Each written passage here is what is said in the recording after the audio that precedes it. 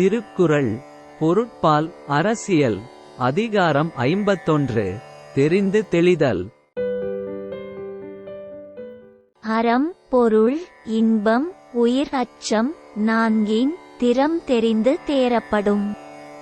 அறம் காப்பதில் உறுதி, பொருள் ஆளுகையில் நாணயம், நெறிதவறா இன்பம் நாடல், தன் உயிர்க்கு அஞ்சாத தன்மை ஆகிய நான்கையும் ஆராய்ந்தறிந்த பிறகே ஒருவர் பதவிக்கு தேர்வு செய்யப்பட வேண்டும்.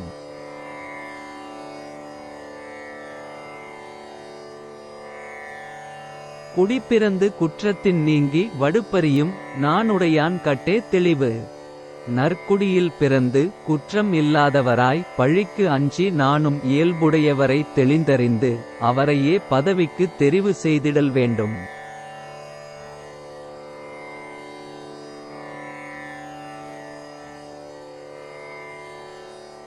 அரியகற்று ஆசற்றார் கண்ணும் தெரியுங்கால் இன்மை அரிதே வெளிறு.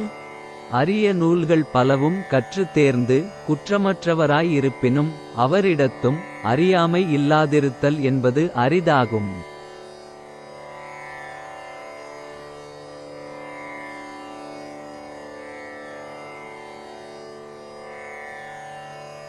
குணம் நாடி குற்றமும் நாடி அவற்றுள் மிகை நாடி மிக்க கொளல்.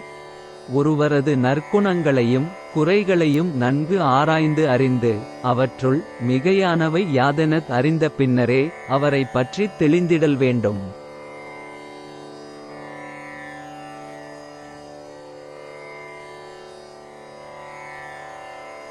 பெருமைக்கும் ஏனைச் சிறுமைக்கும் தத்தம் கருமமே கட்டளைக்கல்.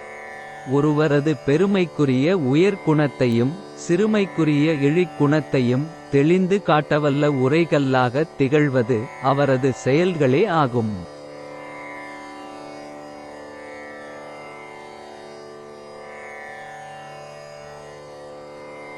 அற்றாரை தேறுதல் ஓம்புக மற்றவர் பற்றிலர் நாணாள் பழி.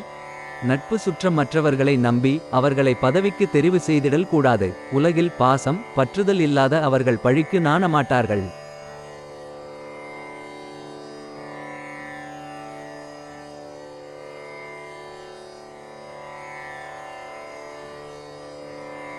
காதன்மை கந்தா அறிவு அறியார் தேறுதல் பேதைமை எல்லாம் தரும். அறிந்திட வேண்டியனவற்றை அறிந்திடாத அறிவிலிகளை அன்பின் பொருட்டு அவர்களை ஒருபோதும் நம்பித் தெளிதல் என்பது அறியாமை மட்டுமன்று, அதனால் ஒரு பயனுமில்லை.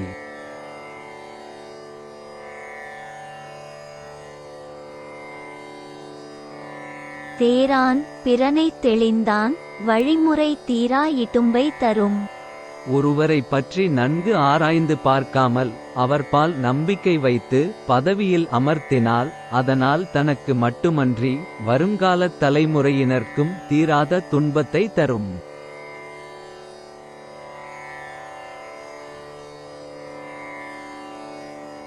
தேரக்க யாரையும் தேராது தேர்ந்தபின் தேறுக தேரும் பொருள். யாரையும் ஆராய்ந்து தெளியாமல் பதவியில் அமர்த்திடல் கூடாது. நன்கு ஆராய்ந்து தெளிந்தபின் அவரிடம் காணும் பொருள்கள் குறித்து நம்புதல் வேண்டும்.